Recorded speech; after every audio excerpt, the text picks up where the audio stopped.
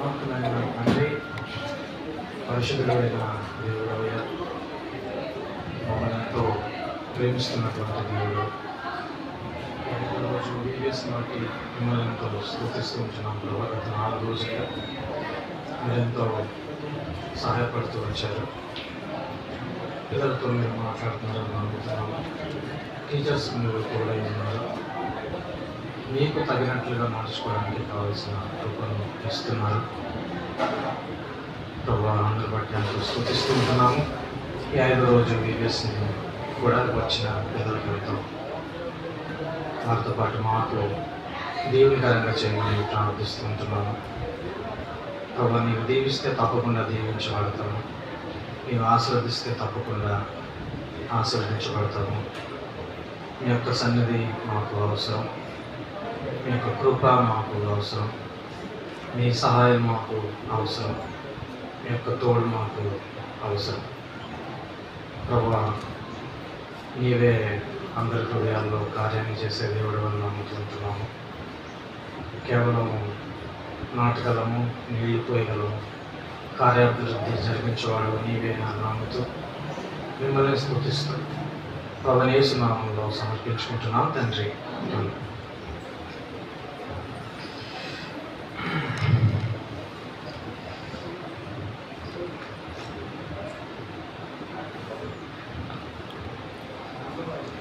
అందరికీ ప్రైజ్ రాడండి. ఈరోజు కొంతమంది తగ్గిపోయినట్టు అనిపిస్తున్నారు.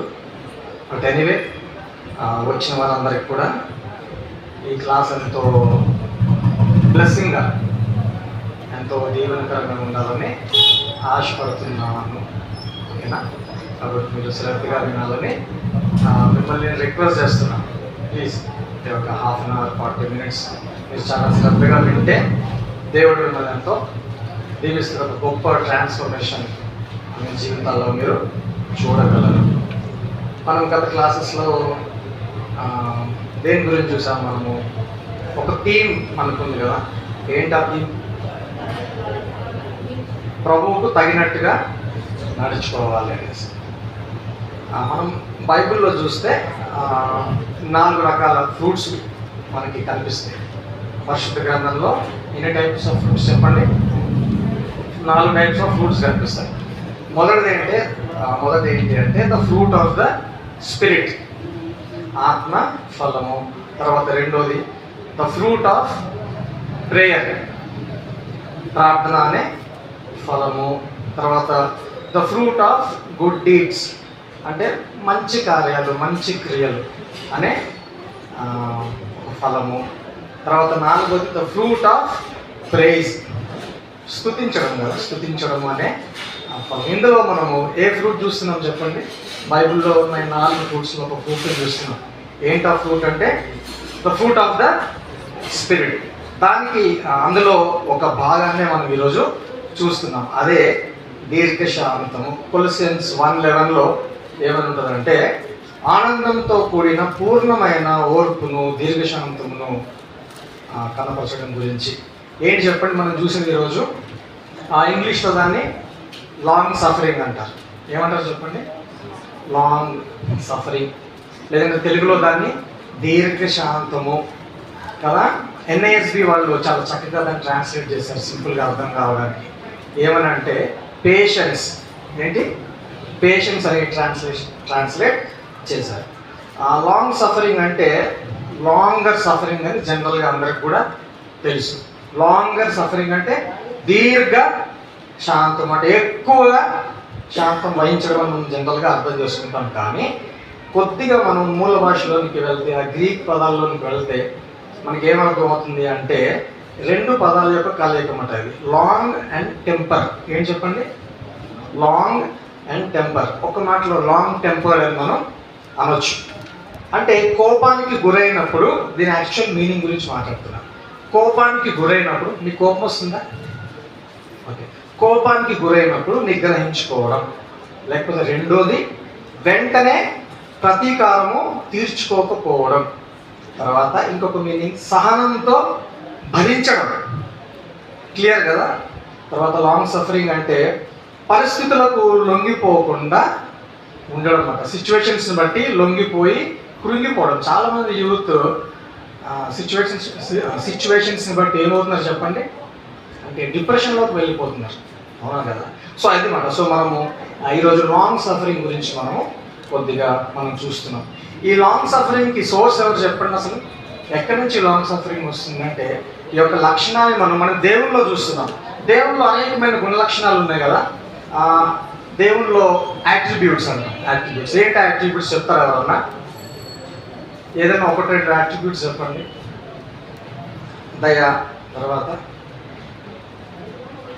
ప్రేమ, దేవుడు ప్రేమించే దేవుడు, దయ చూపించే దేవుడు, కరుణించే దేవుడు, జాలిగల దేవుడు, కృపగల దేవుడు, ఇంకేంటి మంచితనం కలిగినటువంటి దేవుడు, నీతిమంతుడు, న్యాయవంతుడు, ఇలా అనేకమైన గుణలక్షణాలు ఉన్నాయి కదా. ఆయనలో ఒక గుణలక్షణం ఉంది. ఏంటి అంటే దీర్ఘ శాంతము. దేవుడు ఎంతో దీర్ఘ శాంతుడు. ఆయనలో ఉన్న ఒక గొప్ప ఈ లక్షణాన్ని మనం ఈరోజు చూస్తున్నాం. కాబట్టి మొట్టమొదటిగా మనం గుర్తించాల్సింది ఏంటంటే ఈ లాంగ్ సఫరింగ్, ఈ దీర్ఘశాంతం అనే దానికి అనేది ఎవరిలో నుంచి వస్తుంది? మనకి దేవుళ్ళలోంచి మనకి దీర్ఘశాంతము వస్తుంది. 2 Peter 3:9 ఎవరైనా తీస్తారా? 2 Peter 3:9.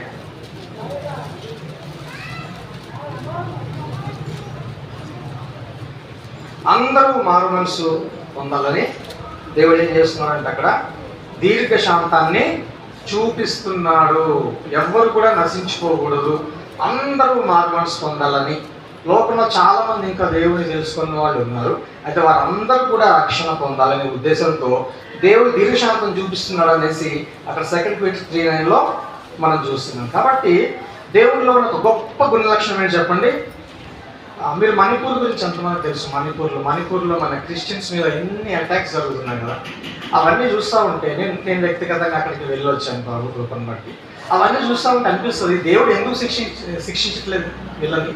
ఎంత దారుణంగా క్రైస్తవులను వీళ్ళు హింసిస్తున్నారు కదా, ఎందుకు శిక్షించట్లేదు అని అనిపిస్తూ ఉంటుంది. అంత దారుణంగా హింసలకు గురవుతున్నారు. కారణం ఏంటి చెప్పండి? కారణం ఏంటి అంటే దేవుడు దీర్ఘశాంతుడు. అక్కడ ఉన్నవారు కూడా ప్రభువును తెలుసుకోవాలన్నది ఆయన యొక్క ఇష్టం. కాబట్టి ఒక లాంగ్ సఫరింగ్ని మనం ఉదయంలో చూస్తున్నాం. ఒసామా బిన్ లాడెన్ గురించి అందరికీ తెలుసు. ఒసామా బిన్ లాడెన్ ఎప్పుడు చచ్చిపోయాడు? ఎన్ని ఇయర్స్ చచ్చిపోయాడు? 10 years అలా చచ్చిపోయాడు. ఎందుకు చెప్పండి? నాకు అనిపిస్తుంది, ఎందుకు 10 years దేవుడు ఇంకా అవకాశం ఇచ్చాడు? ఇంతమందిని చంపాడు కదా, నేను ఒక భయంకరమైన ఉగ్రవాది కదా, ఎందుకు ఇంతకాలం ఉన్నాడు అంటే కారణం ఏంటి చెప్పండి? దేవుడు అతనికి కూడా ఏం చేశాడు? ఒక 10 years అవకాశం ఇచ్చాడు, మారు మనసు పొందుతారేమో అనేసి. కాబట్టి దేవుళ్ళలో నుంచి యొక్క దేవుళ్ళలో ఉన్న దీర్ఘశాంతాన్ని మనం చూడవచ్చు. అయితే రెండవదిగా మనకి ఎవరో ఒక మంచి ఎగ్జాంపుల్, మనకి ఎవరో ఒక మంచి మాదిరి, గొప్ప మాదిరి అంటే ఎవరు చెప్పండి? యేసు ప్రభువే మనకు గొప్ప మాదిరి.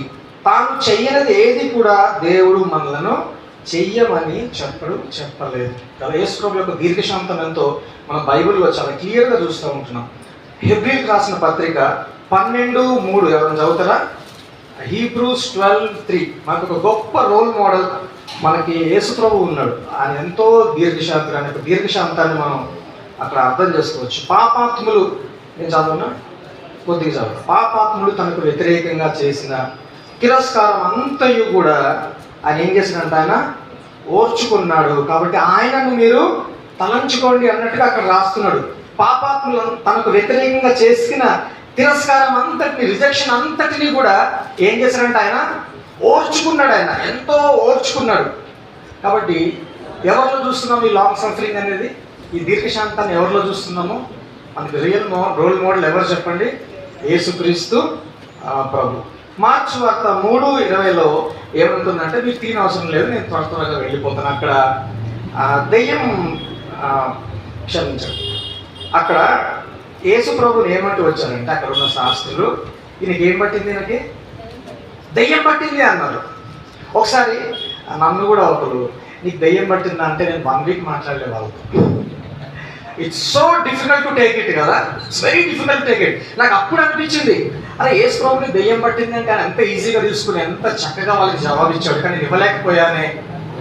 తర్వాత నేను చాలా బాధపడ్డా, పశ్చాత్తాపడ్డా. ఎంత టెరిబుల్ మాటలు మాట్లాడుతూ వచ్చాను కదా యేసు ప్రభుతో, కానీ యేసు ప్రభు ఎంత చక్కగా జవాబు ఇచ్చాడో. మనకు సమయం లేదు కాబట్టి మనం చూడటం లేదు.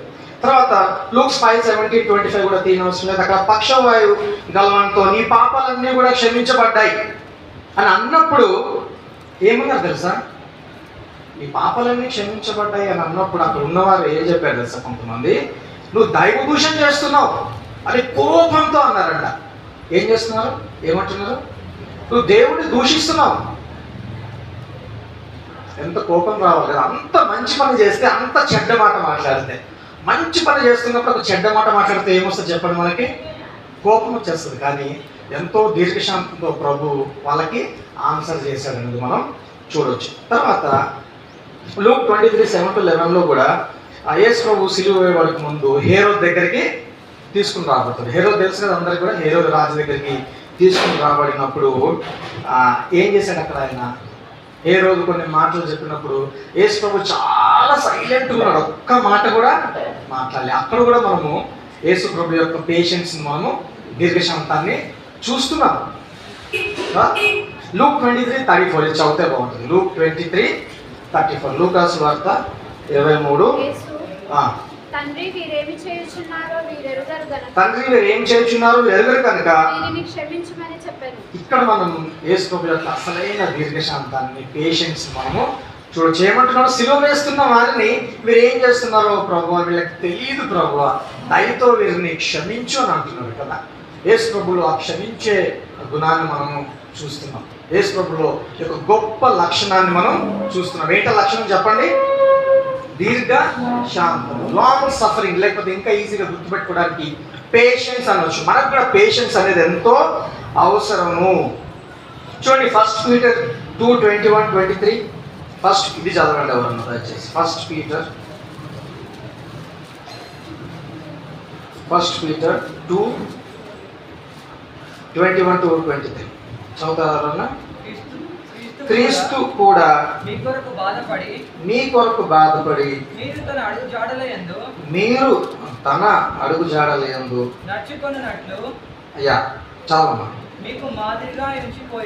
క్రీస్తు కూడా మీ కొరకు బాధపడి మీరు తన అడుగు జాడలయందు నడుచుకున్నట్లు మీకు మాదిరి ఉంచి పోయాను. ఆయన పాపము చేయలేదు, ఆయన నోటను ఏ కపటము కనబడలేదు, ఆయన దూషింపబడి బదులు దూషింపలేదు, ఆయన శ్రమ పట్టబడి బెదిరింపక ఏం చేశాడంట?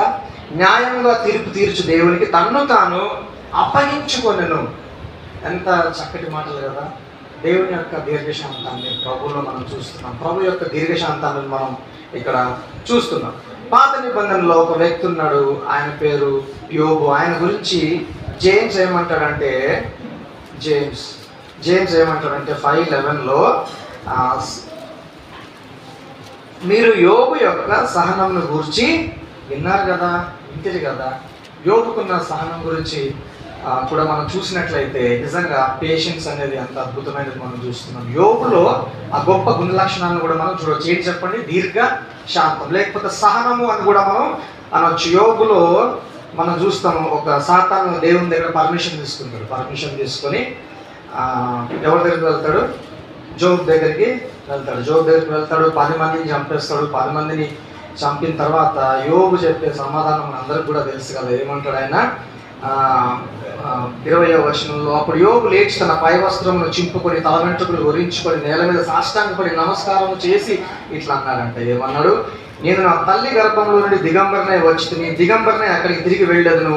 యెహోవా ఇచ్చెను, యెహోవా దేవుడిచ్చాడు, దేవుడు తీసుకెళ్ళిపోయాడు. కానీ ఒక్క మాట దేవుణ్ణి ఏమన్నా అన్నాడా? ఒక్క మాట అనలేదు. మళ్ళీ సాతాను పోయాడు. సాతాను దేవుని దగ్గర పోయి మళ్ళీ పర్మిషన్ తీసుకొని ఈసారి ఏం చేశాడంటే బాధ గల కురుపులతో మొత్తినప్పుడు అతని పరిస్థితి మనం చూస్తాం. ఒళ్ళు గోక్కొనడానికే చిల్ల పెంకు తీసుకుంటూ వచ్చాడంట. ఇక్కడ 9వ వచనంలో చూస్తే మనము నీవు ఇంకను అప్పుడు భార్య వచ్చి ఏమన్నదంటే ఆయన పరిస్థితిని చూసి భార్యకున్న సహనం అంతా పోయింది. అప్పుడు దాకా సహించినట్టుంది, కానీ ఆ పరిస్థితి రాగానే ఆ వైఫ్కి ఏమైపోయింది? పేషెన్స్ అవుట్ అయిపోయి ఏమన్నాడంటే నువ్వు ఇంకా యథార్థతను వదలకుండా ఉండువా, దేవుని దూషించి మరణము దేవుని దిక్కేసి నువ్వు చచ్చిపో, ఎందుకు ఇంకా నువ్వు ఇంత యథార్థంగా ఉంటున్నావు? దేవుడు ఉన్నాడు, దేవుడు చూసుకుంటున్నాడు, దేవుడు ఇస్తాడు, దేవుడు నమ్మకమైన వాడిని ఎందుకు అంటున్నావు అన్నట్టుగా మాట్లాడుతుంది అక్కడ. అప్పుడు యోబు ఏమన్నా తెలుసా? నువ్వు మూర్ఖురాలు మాట్లాడినట్లు మాట్లాడుతున్నావు, దేవుని వలన మేలు అనుభవిస్తున్నాం కదా, కీడు ఎందుకు అనుభవించకూడదు? తర్వాత ఈ సంగతుల్లో ఏ విషయంలో కూడా యోబు నోటి మాటతోనైనా సరే పాపం చేయలేదు. సో రెండవదిగా మనం దేవునిలో దీర్ఘశాంతం చూస్తున్నాం. మనకు సోర్స్ ఎవరు చెప్పండి? దేవుడే. రెండోది ఎవరిలో చూస్తున్నాం మనము? మానవుడిగా భూమి మీదకి వచ్చి ఏ పాపం చేయకుండా ధర్మశాస్త్రాన్ని పూర్తిగా నెరవేర్చినటువంటి యేసు ప్రభువుల యొక్క ఆయన 33.5 yearsలో మనం యొక్క సహనాన్ని లేక దీర్ఘశాంతాన్ని లేక లాంగ్ సఫరింగ్ని లేక పేషెన్స్ని మనము చూస్తున్నాం. ఆయన మనకు గొప్ప మాదిరి. అలాగే పాత నిబంధనలో కూడా మనం చూసినట్లయితే యోబులో ఈ యొక్క మంచి లక్షణాన్ని మనం చూస్తున్నాం. తర్వాత మనం ఇంకా ముందుకు వెళ్తే ఇదొక నెగిటివ్ విషయం అండి. 1 Samuel 13:8-14లో సౌలు ఉన్నాడు. సౌలు ఏం చేస్తూ వచ్చాడు? బలి అర్పించకూడదు కానీ తొందరపడ్డాడు. ఏం చేశాడు చెప్పండి? తొందరపడి ఏం చేశాడు? బలి అర్పించినప్పుడు తర్వాత ఎంతో నష్టపోతూ వచ్చాడు. తొందరపాటు అనేది దీనికి ఏంటి చెప్పండి? ఆపోజిట్. మన జీవితాల్లో మనం కూడా తొందరపడి ఎంతో నష్టాన్ని మనం కొని తెచ్చుకుంటూ ఉంటాం. తర్వాత నోవా గురించి కూడా మనం చూసినట్లయితే ఎన్ని సంవత్సరాలు ఓడగట్టాడు మీ అందరికీ తెలుసు. ఎన్ని సంవత్సరాలు? ఒక 120 years ఓడగట్టాడు ఆయన.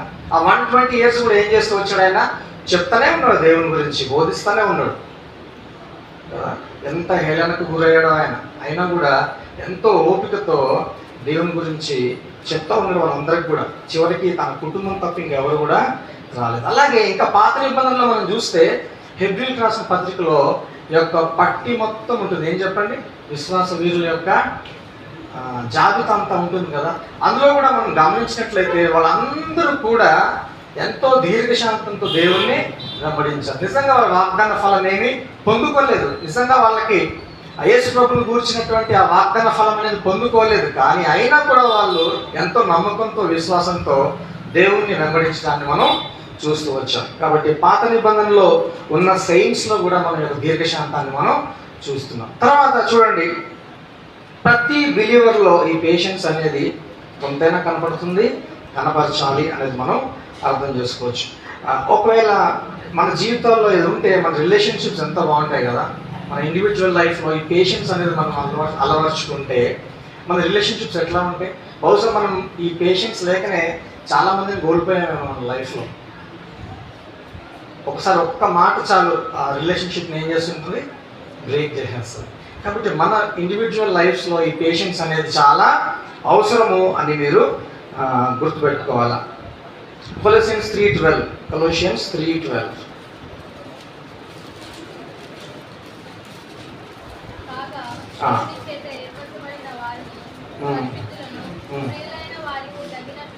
ప్రియులైన వారికి తగినట్లు జాలిగల మనస్సును, దయాలుత్వమును. కాబట్టి ఇక్కడ ఏం ధరించుకోమని చెప్తున్నాడు? దీర్ఘశాంతాన్ని మీరు అందరూ కూడా ధరించుకోండి. కాబట్టి హ్యావ్ పేషెన్స్. మనమందరం కూడా పేషెన్స్ కలిగి ఉన్న తర్వాత ఎఫిషియన్స్ 4:2లో కూడా ఎంతో చక్కగా ఉంటుంది. ఇక్కడ ఎఫిషియన్స్ 4:2లో కూడా ఇక్కడ కూడా ఏమంటుందంటే నేను చదువుతా. కాబట్టి మీరు సమాధానం మన బంధం చేత ఆత్మ కలిగించు, ఐక్యమును కాపాడుకుంటే శ్రద్ధ కలిగిన వారే ప్రేమతో ఒకరినొకరు సహించు, మీరు పిలువబడిన పిలుపుకు తగినట్లుగా దీర్ఘశాంతంతో కూడిన సంపూర్ణ వినయంతో. కాబట్టి మనకి ఇది చాలా ప్రాముఖ్యమైనదని మన జీవితంలో మనము గుర్తుపెట్టుకోవాలి. ఏం చెప్పండి? దీర్ఘ శాంతం లేక పేషెన్స్ అని మనం గుర్తుపెట్టుకోవాలి. Galatians 6:9లో కూడా మీరు విసిగిపోవద్దు కానీ మేలు చేస్తూనే ఉండాలి అనేది మనం అర్థం చేసుకుంటాం. తర్వాత 1 Corinthians 15:4లో కూడా ప్రేమ ఏం చేస్తుందంటే దీర్ఘకాలము సహిస్తుందంట. ఒక వ్యక్తిని అలా విడిచిపెట్టేది ప్రేమ అనేది. వారు ఎంత కీడు చేసినా కూడా ప్రేమ అనేది ఏం చేస్తుంది చెప్పండి? దగ్గరికి కలుపుతుంది అని మనం అర్థం చేసుకోవచ్చు. కాబట్టి ఈ పేషెన్స్ అనేది మనకు చాలా అవసరం. అయితే ఈ దీర్ఘశాంతం ఎలా వస్తుంది? దీర్ఘశాంతము చూసాం దేవునిలో, మనకి దీర్ఘశాంతం అవసరం అని కూడా మనకి అర్థమవుతుంది. ఈ దీర్ఘశాంతం లేకపోతే, ఈ పేషెన్స్ లేకపోతే మనం ఎంతో నష్టపోతామని కూడా మనం చూసాము. అయితే ఈ దీర్ఘశాంతం ఎలా వస్తుంది అనేది మనం చూడండి. ఇక్కడ పరిశుద్ధాత్మ ద్వారా. ఇది ఏ ఫలం చెప్పండి? ఎవరి ఫలము? మనం ఎంతో కష్టపడి ప్రయత్నించి ఎన్నెన్నో బుక్స్ చదివేసి ఎంతెంతో ఆలోచన చేసి రీసెర్చ్ చేసి అమ్మయ్య ఇప్పుడు నేను పేషెన్స్ గురించి ఇంత చదివాను కాబట్టి నాకు పేషెన్స్ అనేది ఉంది, నాకు ఎంతో అనుభవం ఉంది అంటే మనకి పేషెన్స్ వస్తుందా? పేషెన్స్ ఎక్కడి నుంచి రావాలో చెప్పండి? మీరు ఎంత కష్టపడినా తల కిందులు చేసుకున్నా మనకి పేషెన్స్ రాదు. ఎక్కడి నుంచి రావాలి అంటే అది ఆత్మ ఫలము. ఎవరి ఫలం చెప్పండి? అది ఆత్మఫలము అంటే ఆత్మ నుంచి అది మనకి రావాల, హోలీ స్పిరిట్ నుంచి మాత్రమే మనకి ఈ పేషెన్స్ వస్తుంది. కాబట్టి ఏం చేయాలంటే మనం, ప్రభువా నాకు పేషెన్స్ ఈ ప్రభు అని ఏం చేయాలి, మనము ప్రార్థన చేయాలి. ప్రభా ప్లీజ్ నీ కృప నాకు అనుగ్రహించు ఈ విషయంలో.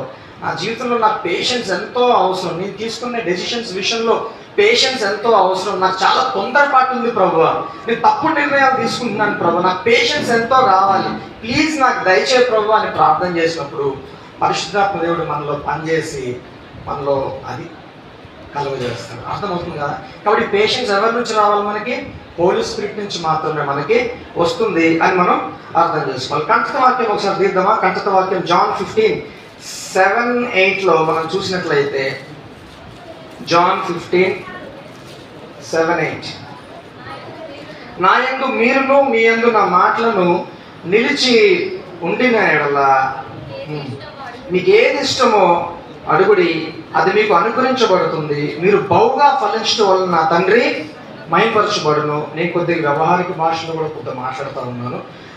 ఇందువలన మీరు నా శిష్యులు అవుతారు. ఏంటంటే రెండోది ఏంటంటే మనం గుర్తించాల్సింది ఏంటంటే, మనం తిరిగి జన్మించడం ద్వారా పరిశుద్ధాత్మ దేవుడు మనలోకి వస్తాడు. ఆ పరిశుద్ధాత్మ దేవుడు మనలో ఈ ఆత్మ ఫలాలను కలుగజేస్తాడు. అయితే రెండవదిగా ఇక్కడ వాక్యం ఏమని చెప్తుంది అంటే, దేవునిలో మనము నిలిచి ఉండాలి. మనం చూస్తున్నాం కదా, ఈ ద్రాక్షవల్లిలో తీగలు నిలిచి ఉంటేనే కానీ ఆ తీగకు మాత్రం ఈ ఫలాలు వస్తాయి. తీగ ద్రాక్షవల్లిలో నిలిచి ఉండకపోతే ఏమాత్రం కూడా ఫలాలు అనేవి మన జీవితంలో ఉండవు. కాబట్టి దేవునితో సహవాసం గురించి అక్కడ మాట్లాడుతుంది కదా అక్కడ వాక్యం. దేవునితో మనం ఎప్పుడైతే సహవాసం కలిగి ఉంటామో, అన్యోన్య సహవాసం కలిగి ఉంటామో, నిలిచి ఉంటామో, అంటే దేవునిలో ఉంటామో, దేవునికి దగ్గరగా ఉంటామో, అప్పుడు మనకి 4 ఫలితాలను మనం అక్కడ చూస్తున్నాం. ఏంటి చెప్పండి అక్కడ? 4 ఫలితాలు. మీరు ఈజీగా దాన్ని చూసి చెప్పండి ఏంటి? దేవుణ్ణి నిలిచి ఉంటే మనకు కలిగేది ఏంటి చెప్పండి అక్కడ? మొట్టమొదటిగా ఏంటంటే, మనకి ఏది ఇష్టమైతే దేవుడు మనకి ఇస్తాడు. అసలు ఈ వాగ్దానము, ఈ మాట నన్ను ఎంత స్ట్రెంథన్ చేస్తుందో ఇండివిజువల్గా. ఏది ఇష్టమైతే అది అడుగు అని అంటున్నాడు ఇక్కడ కదా. ఇప్పుడు మనం ప్రస్తుతం మన కాంటెక్స్ట్ ఏంటి, మన సందర్భం ఏంటి, మనం దేని గురించి అడుగుతున్నాం? దేని గురించి అడగాలి మనం దేవుణ్ణి? దీర్ఘశాంతం, పేషెన్స్ మనకి చాలా అవసరం. ఈ కంటెంపరీ వరల్డ్లో మనం చూస్తే అసలు నిజంగా అస్సలు పేషెన్స్ ఎవరికి కూడా లేదని మనం ఈజీగా చెప్పవచ్చు కదా. కొద్దిగా బఫర్ అవుతూ ఉంటే మనకి పేషెన్స్ అసలు ఉండదు మనకి కదా. నెట్వర్క్ సిగ్నల్స్ రాకపోతే అసలు మనకి పేషెన్స్ అనేది ఉండదు. కాల్ లిఫ్ట్ చేయకపోతే పేషెన్స్ లేదు.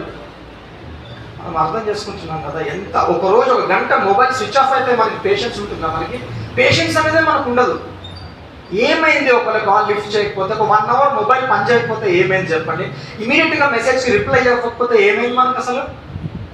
కానీ ఏమేమో అయిపోతుంది. ఏం అవ్వకూడదు, ఏం అయ్యే అవసరం లేదు, కానీ ఏదేదో మన హృదయాల్లో అయిపోతుంది కదా. దీన్ని బట్టి మనం అర్థం చేసుకోవచ్చు. ఏం లేదు చెప్పండి, మన జీవితంలో పేషెన్స్ అనేది లేదు. అది మనకి చాలా అవసరం. 4 ఫలితాలు చూస్తున్నాం. మనకి ఏది ఇష్టమైతే అది దేవుడు ఇస్తాడు. మనం ప్రస్తుతం దేని గురించి మాట్లాడుతున్నాం? దీర్ఘశాంతం గురించి మాట్లాడుతున్నాం. కాబట్టి ఆ దీర్ఘశాంతాన్ని దేవుడు మన హృదయాల్లో నింపుతాడు. రెండోది ఏం చెప్పండి? మనం బహుగా ఫలిస్తాము. కేవలం దీర్ఘశాంతం మాత్రమే కాదు, ఇక్కడ ఉన్నవన్నీ కూడా మన జీవితంలో ఎక్కువ అవుతూ ఉంటాయి. మనం ఎక్కువగా ఫలిస్తాము. అప్పుడు దేవునికి మహిమ వస్తుందంట. మూడో ఫలితం దేవునికి మహిమ వస్తుంది. తర్వాత మనం నిజంగా అప్పుడు దేవుని యొక్క శిష్యులము అనబడతాం. ఇక 4 ఫలితాలు మనం దేవునిలో నిలిచి ఉన్నప్పుడు మనం చూడవచ్చు. నిలిచి ఉండడం అంటే ఇంగ్లీష్లో అబైడింగ్ ఇన్ హిమ్ అని ఉంటుంది కదా.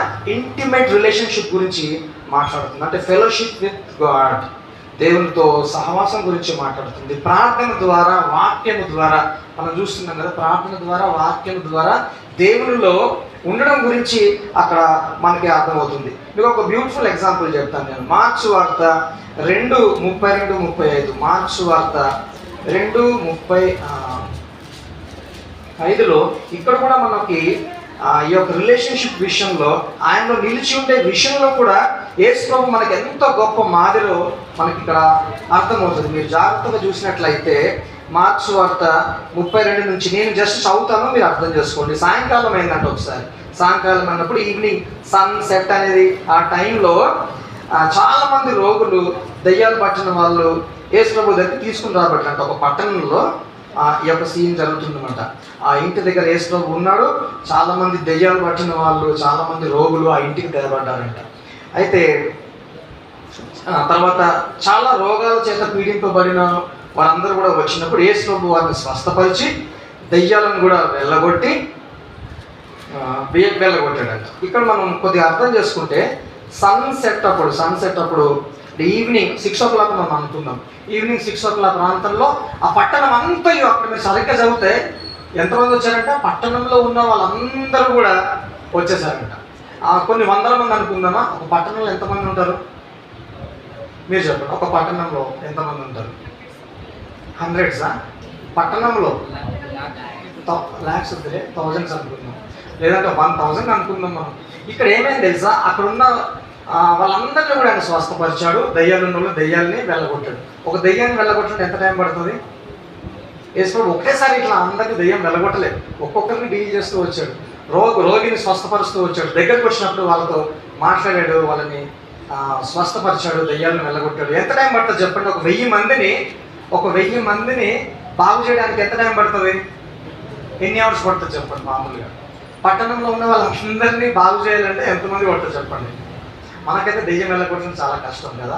ఉపవాస ప్రార్థనలు చేయాలి రాత్రి అంతా. కానీ అక్కడ వేసుకోవడానికి అంత టైం పట్టుండదు. కానీ ఒక 1 minute అనుకుందాం. ఇన్ ద సెన్స్ 1 minute పట్టలేదు, కానీ దగ్గరికి రావడము, చూడడము, మాట్లాడడము, స్వస్థపరచడం. అయితే అక్కడ ఒక విషయం మీరు గమనించాలి. వాళ్ళందరినీ బాగు చేసిన తర్వాత 35th verse చదవండి. 35th verse. ఆయన పెందల కడనే లేచి, బహుశా ఒక 5 గంటలు అయి ఉంటుందా? 6 గంటలకి మొదలు పెడితే ఎన్ని గంటలు అయి ఉంటుంది? ఇంతమంది పట్టణంలో ఉన్న వాళ్ళందరినీ బాగు చేయడానికి ఎన్ని గంటలు పట్టుంటే చెప్పండి? 5 hours అందమా, 6 hours అందమా, 7 hours అందమా? నైట్ 12 అయిపోయిందో, 1 అయిపోయిందో. కానీ ఇక్కడ ఏమన్నా తెలుసా?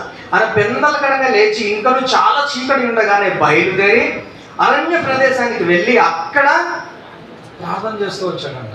అంటే అంత మినిస్ట్రీలో ఉండి కూడా, అంత బిజీ పర్సన్ అయ్యిండు కూడా యేసు ప్రభు ఏం చేశాడు? ఎప్పుడు లేచాడంట? ఇంకా చాలా చీకటి ఉండగానే పొద్దున్నే లెగిసి దేవుడితో మాట్లాడుతూ వచ్చాడంట. ఎంత బ్యూటిఫుల్ రిలేషన్షిప్ ఉంది కదా ఆయనకి తండ్రితో. ఏం అర్థం చేసుకుంటున్నాం ఇక్కడ మనం? ఎట్టి పరిస్థితుల్లో కూడా తండ్రితో మనం ఆ రిలేషన్షిప్ని పోగొట్టుకోకూడదు. తండ్రితో మనం సహవాసం చేయాలా. ఇక్కడ మనం యేసు ప్రభువులో నిలిచి ఉండడం గురించి, దేవుళ్ళలో నిలిచి ఉండడం గురించి మనం మాట్లాడుతున్నాం కదా. యేసు ప్రభు మనకు ఒక బ్యూటిఫుల్ ఎగ్జాంపుల్ మన జీవితంలో. ఎంతమందికి మార్నింగ్ లెగ్సి డివోషన్స్ చేసుకునే అలవాటు ఉంది ఇక్కడ? ఎంతమందికి మార్నింగే లెగ్సి ఫస్ట్ టైం దేవునికి ఇచ్చేసి ఆయనకే ప్రథమ స్థానం ఇచ్చి ఆయనతో కొంత సమయం గడిపే అలవాటు ఎంతమందికి ఉంది ఇక్కడ? ఎంతమంది పొద్దున్నే లెగ్సి బైబిల్ చదివే అలవాటు ఉంది? 2 కూడా ముఖ్యమే. బైబిల్ కూడా ముఖ్యమే, తర్వాత మనం ప్రేయర్ కూడా మనకి ముఖ్యమే. ఈ 2 కలిగి ఉన్నప్పుడే మనం దేవునిలో నిలిచి ఉన్నట్టు, ఆయనతో అన్యోన్యమైన సహవాసాన్ని కలిగి ఉన్నట్లు మనము అర్థం చేసుకోవచ్చు. తర్వాత ఇంకొక 2 విషయాలు ఈ డివోషన్ గురించి మాట్లాడతాం. ఎందుకంటే ఆయనలో నిలిచి ఉండడం గురించి మాట్లాడుతున్నాను కాబట్టి డివోషన్ గురించి 2 మాటలు. మనకి మన పర్సనల్ లైఫ్లో 2 చాలా ఇంపార్టెంట్. ఏంటంటే ఒకటేమో స్పెసిఫిక్ టైం, రెండోది కాన్స్టెంట్ టచ్. స్పెసిఫిక్ టైం అంటే ఒక టైం పెట్టుకుని దేవునితో మనము మాట్లాడడం, ఒక టైం పెట్టుకుని ప్రభువును స్తుతించడం, ఆరాధించడం, కృతజ్ఞతలు చెల్లించడం, వాక్యం చదవడం, ధ్యానించడం, తర్వాత సప్లికేషన్ ఇతరుల గురించి మనం ప్రార్థన చేయడము, వాక్యాన్ని ధ్యానం చేయడం, ఇదంతా ఒక స్పెసిఫిక్ టైం పెట్టుకుని మనం చేయాలి. రెండోది అక్కడితో అయిపోయిందా? అక్కడితో ఏం కాలేదు. దినమంతా కూడా దేవునితో మనం ఏం కలిగి ఉండాలా? కాన్స్టెంట్ టచ్ మాట. ఎక్కడున్నా సరే దేవునితో మాట్లాడే ఒక అలవాటు మనం చేసుకోవాలా. మనం పని చేస్తూ కూడా, లేదంటే ఎక్కడికన్నా వెళ్తూ కూడా ప్రతి సమయంలో దేవునితో ఈ కాన్స్టెంట్ టచ్ అనేది మనకి అవసరం. అది మాట దేవునిలో నిలిచి ఉండడం అంటే, దేవుని ఆత్మతో నిండుకోవడం. కాబట్టి ఈ విధంగా మనం ఎప్పుడైతే నిలిచి ఉంటామో మనలో ఏం కనిపిస్తుంది చెప్పండి? ఆత్మఫలం అనేది కనిపిస్తుంది. ఒక యవనస్తుడు నాకు తెలిసి ప్రస్తుత దినాల్లో ఈ భయంకరమైన పాపపు లోకంలో నేను అనుకుంటున్నా, ఒక 1 hour అన్న దేవుడితో ప్రతిరోజు గడపకపోతే ఖచ్చితంగా పాపంలో పడిపోతాడు. దేవుని వాక్యం చెప్పట్లే, కానీ నేను చెప్తున్నా, నా మాటలు చెప్తున్నా. ఒక గంట సేపు అయినా నువ్వు దేవుడితో గడపకపోతే, దేవుని వాక్యంతో గడపకపోతే, ప్రార్థన అనేది నీలో లేకపోతే, ప్రార్థన నువ్వు చేయకపోతే నువ్వు పరిశుద్ధంగా ఎలా ఉండగలవు అనేది నా ప్రశ్న. నువ్వు ఉండగలుగుతున్నావా అనేది నా ప్రశ్న. నువ్వు ధైర్యంగా చెప్పగలవా అనేది కూడా నేను అడుగుతున్నా. నేను ఒక గంట సేపు ప్రేయర్ చేయట్లే, ఒక 10 నిమిషాలు మాత్రమే దేవుని సన్నిధిలో నేను గడుపుతున్నా, వాక్యం చదువుతున్నా, ప్రార్థన చేస్తున్నా, నేను పవిత్రంగా ఉన్నా, పరిశుద్ధంగా ఉంటున్నా నేను అని నువ్వు చెప్పగలవా? చెప్పండి. ఒక్కరు కూడా చెప్పలేరు. కాబట్టి దేవునిలో నిలిచి ఉండడం అనేది చాలా ఇంపార్టెంట్. దేవునితో అన్యోన్యమైన ఏంటి చెప్పండి? సహవాసం. కొద్దిగా బ్రేక్ అయింది అనుకోండి, ఇది కొద్దిగా ఫర్ ఎగ్జాంపుల్ దీని నుంచి ఫ్రూట్ వస్తుంది అనుకుందాం, ఇది కొద్దిగా బ్రేక్ అయిందంటే ఇక్కడ తేడా వస్తుందా లేదా? ఫర్ ఎగ్జాంపుల్ ఇది పక్క వెళ్ళిపోయింది అనుకోండి, మొత్తం కూడా ఇక్కడ తీగ లేదు, కానీ తీగ లేదనుకోండి, ఇక్కడ ఫ్రూట్ అనేది ఉంటుందా? ఫ్రూట్ అనేది ఉండదు. Please spend some time with God. దేవునితో మాట్లాడండి, పాపాలు ఒప్పుకోండి, వాక్యం చదవండి, వాక్యంలో నుంచి దేవుని చూడండి, మీ యొక్క స్థితిని చూసుకోండి, దేవుణ్ణి అడగండి, ప్రార్థన చేయండి. అప్పుడు మాత్రమే మీరు ఫలిస్తారు, లేకపోతే ఛాన్సే లేదు. గుర్తుపెట్టుకోండి. ఓకేనా? కాబట్టి ఈ యొక్క స్పెసిఫిక్ టైం కాన్స్టెంట్ టచ్ గురించి కూడా మనం చూసాం. ఒక మంచి కోట్ ఉంది, I think his name is Keith green అనుకుంటా.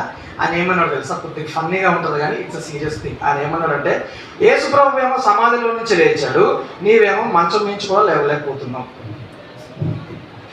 ఏంటి చెప్పండి? ఎంత కష్టమో మంచం నుంచి లేవడానికి. It takes hard work. మనం కష్టపడాలా. మనము మన సెక్యులర్ స్టడీస్లో కష్టపడితేనే కానీ మనకి మార్కులు రావు కదా. మరి బైబిల్ విషయంలో మనం ఎందుకు కష్టపడము? ప్రార్థన విషయంలో ఎందుకు కష్టపడము? అలాగే మంచం మీద పడుకుని లెగ్స్ ఒక చిన్న ప్రార్థన చేసుకుంటే నువ్వు ఫలిస్తావా? ఇంపాసిబుల్. కాబట్టి గుర్తుపెట్టుకోండి, అలా మంచం నుంచి లేవడం మనము నేర్చుకోవాలి. మనం సమాధిలోంచి లేవమని ఎవరు చెప్పట్లేదు, బైబిల్ ఏం చెప్పట్లేదు. యేసు ప్రభువుని పోలి నడుచుకో, నువ్వు కూడా యేసు ప్రభువులాగే ఉండాలి, నువ్వు కూడా సమాధి నుంచి లేవాలని అంత కష్టమైనది ఏం చెప్పట్లేదు. మంచం నుంచి లేవడం మాత్రమే మనం అర్థం చేసుకోవచ్చు కదా. కాబట్టి ఒక బద్ధకం నుంచి, సోమర్తనం నుంచి మనం బయటికి రావాలా. అలాగే ఇంకొక విషయం ఏంటంటే, ఎన్బిఎన్బి క్లబ్ అని ఒకటి ఉంది. ఏంటి తెలుసు అది? No Bible no breakfast. No Bible no breakfast. కొంతమంది భక్తులు ఉన్నారు తెలుసా, వాళ్ళు ఏం చేస్తారంటే, వాళ్ళు ఏమన్నారంటే, నేను పొద్దున్న ప్రభుతో గడిపిన తర్వాతనే ఎవరితోనన్నా నేను మాట్లాడతాను. తల్లి కానీ, తండ్రి కానీ, లేకపోతే మా అక్క కానీ, చెల్లి కానీ, ఫ్రెండ్స్ కానీ, ఫోన్ కానీ, అసలు ఎవరితో నేను మాట్లాడే అవకాశం లేదు. ముందు నేను దేవునితో మాట్లాడతాను. ఒకతను తీర్మానం చేసుకున్నాడు. ఒకతను ఏం తీర్మానం చేసుకున్నాడంటే, నేను బైబిల్ చదివి ప్రార్థన చేయకుండా, ఇన్ ద సెన్స్ చాలినంతగా ప్రార్థన చేయకుండా, బైబిల్ చదవకుండా ఆ రోజు నేను నా బ్రేక్ఫాస్ట్ చేయను. ఎటువంటి రిజల్యూషన్స్ తీసుకున్నారు కదా. మన లైఫ్లో దేవుడి కృప మీద ఆధారపడుతూ అటువంటి కొన్ని తీర్మానాలు చేసుకున్నప్పుడే మనలో అది కనిపిస్తుంది కదా, ఫలం అనేది. గుర్తుపెట్టుకోండి. తర్వాత ఇంకొక అద్భుతమైన విషయం మీకు చెప్పాలనుకుంటున్నాను. ఏంటంటే, believe in his providence to be patient. దేవుని యొక్క సంరక్షణలో మనం నమ్మాలి. దేవుడు నాకు ఇస్తాడు, దేవుడు నాకు మేలు చేస్తాడని ఖచ్చితంగా నమ్మినప్పుడు మాత్రమే మనలో ఈ పేషెన్స్ అనేది వస్తుంది, లేకపోతే రాదు. ఎవరి నుంచి వస్తుంది చెప్పండి? ఇది దానికి కర్త అయిన యేసు ప్రభు దేవునిలో నుంచే మనకి ఈ పేషెన్స్ అనేది వస్తుంది. కాబట్టి ఆయన నన్ను చూసుకుంటాడు, ఆయన నాకు ఇస్తాడు, ఆయన నా సంరక్షకుడు అని నమ్మినప్పుడు మాత్రమే ఏమొస్తుంది చెప్పండి? ఈ జోబ్ 42:2 చదవండి, చాలా బ్యూటిఫుల్ మాట ఉంటుంది అన్నమాట. జోబ్ 42:2, యోబు 42:2.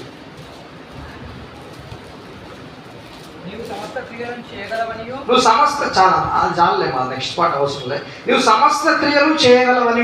You can do all things. ఇంగ్లీష్లో ఎంత బ్యూటిఫుల్ ఉంది, you can do all things. ఇది మాట మన విశ్వాసం, నమ్మకం ఆ ప్రకారంగా దేవుడి మీద ఉంచాలా. ఆయన సార్వభౌముడు, ఏదైనా చేయగలడు, సమస్తము చేయగల దేవుడు ఆయన అని ఎప్పుడైతే ఆయన నమ్ముతామో మనము ఎట్లుంటాం చెప్పండి?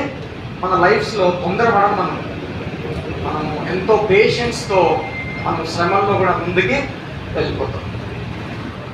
తర్వాత చివరిగా ఒక్క విషయం చెప్పి నేను ముగించాలనుకుంటున్నాను. చాలామందిని అడిగినప్పుడు ఒక 90-95% క్రిస్టియన్స్ అనుకుంటా, వాళ్ళు ఏమని జవాబు చెప్తారు తెలుసా? దేని విషయంలో అంటే రక్షణ విషయంలో. ఈ ఒక్క పాయింట్ యాడ్ చేయడం అనుకుంటున్నాను. ఎందుకు అంటే, ఫస్ట్ ఆఫ్ ఆల్ నడవాలంటే ఏం కావాలి చెప్పండి? నడవాలంటే ఆ వ్యక్తి ఉండాలా, పుట్టాలి. పుట్టకపోతే ఎదగకపోతే నడవడు. పుట్టకుండా నడిచే దాని గురించి ఎందుకు మాట్లాడాలా?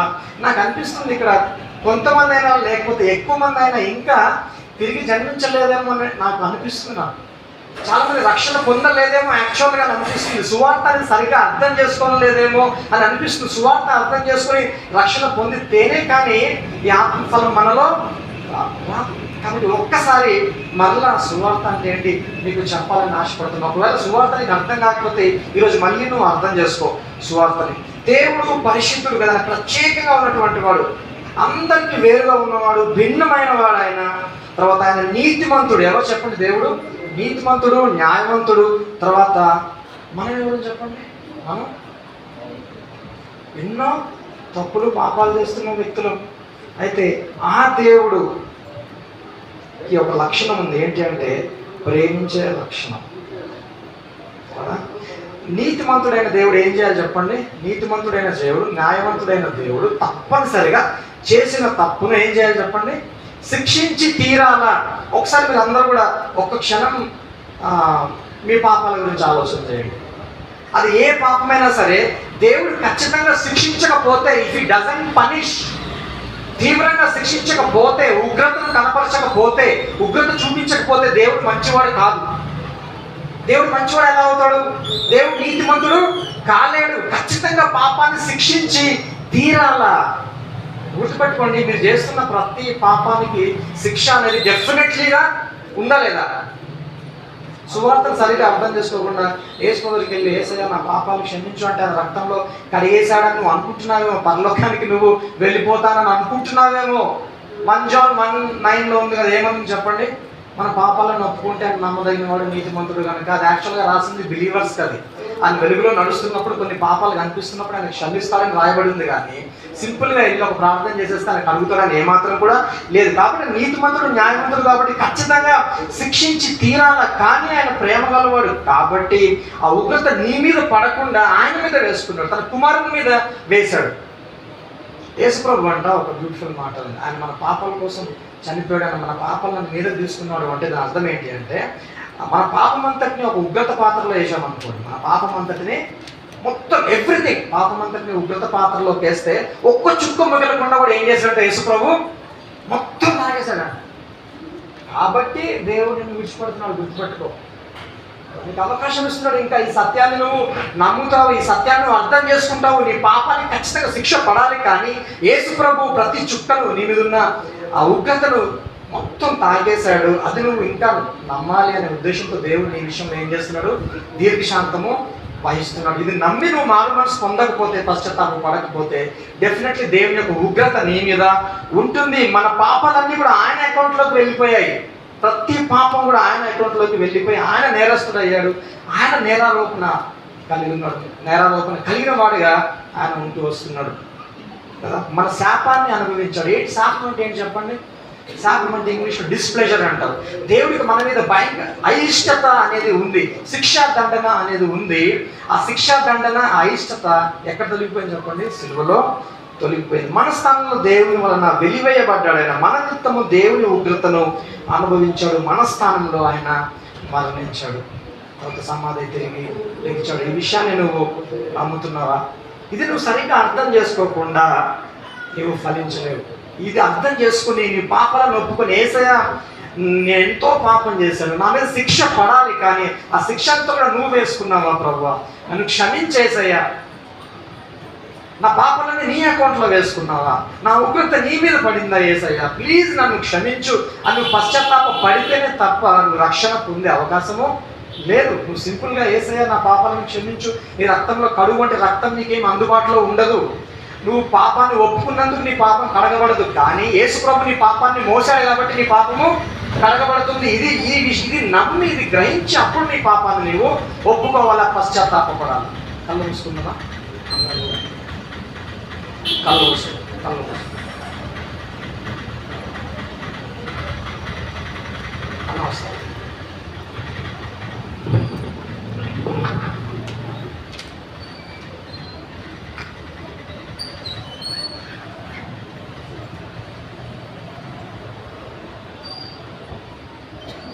ప్రేమ కలిగిన ప్రియ పరలోక తండ్రి, పరిశుద్ధమైన దేవ, యేసుక్రీస్తు ప్రభువారి యొక్క ప్రశస్తమైన నామంలో ఈ ఉదయకాల సమయంలో VBS 5వ రోజును బట్టి, సీనియర్ క్లాస్ని బట్టి మేము స్తుతించి ఆరాధిస్తూ ఉంటున్నాం. దీర్ఘశాంతము, లాంగ్ సఫరింగ్ మీద మీరు మాకు తెలియజేసిన విషయాలన్నింటిని బట్టి స్తోత్రంలో వందనాలు చెల్లిస్తుంటున్నాం. ఆత్మఫలముల యొక్క అనుభవంలో మా బిడ్డలందరూ కూడా ఎదిగేదాని కొరకై సహాయపడమని ప్రార్థన చేస్తూ ఉంటున్నాం. ప్రభా, ఇంకా ఎవరైతే రక్షణ లేకుండా ఉంటున్నారో మీ యొక్క దీర్ఘ శాంతమును బట్టి వారు నశించొద్దని, ఇంకా వారి ఏళ్ళ దీర్ఘ శాంతం చూపుతుండగా వారు రక్షించబడే దాని కొరకే కృప దయచేయండి. రక్షించబడిన వారు అనేక పర్యాయంలో వెనుకబడినటువంటి వారుగా ఉంటుండగా వారి విషయమై సహితము దీర్ఘ శాంతాన్ని చూపిస్తూ శాంతమూర్తిగా ఉండి వారిని కూడా నడిపించడానికి ఇష్టపడినటువంటి దేవుడు కనుక నీ వాక్యాన్ని బట్టి స్తోత్రాలు. విన హృదయాల్లో నీరు కట్టి ఫలింపచేయండి. ఆ వాక్యానుసారంగా జీవించేదాని కొరకై మాకు కూడా నేర్పించండి. ఆత్మఫలం ప్రభా, ఆ 9 అంతల అనుభవం మా అందరి హృదయాల్లో ఉంటున్నట్లుగా మీరే తగిన సహాయం దయచేయమని మిగిలిన సమయాన్ని మీ చేతికి అప్పగించుకుంటూ వందనములు చెల్లిస్తూ యేసు ప్రభు నామములో స్తుతించి ప్రార్థించి వేడుకుంటున్నాం తండ్రి. ఆమేన్. Praise lord.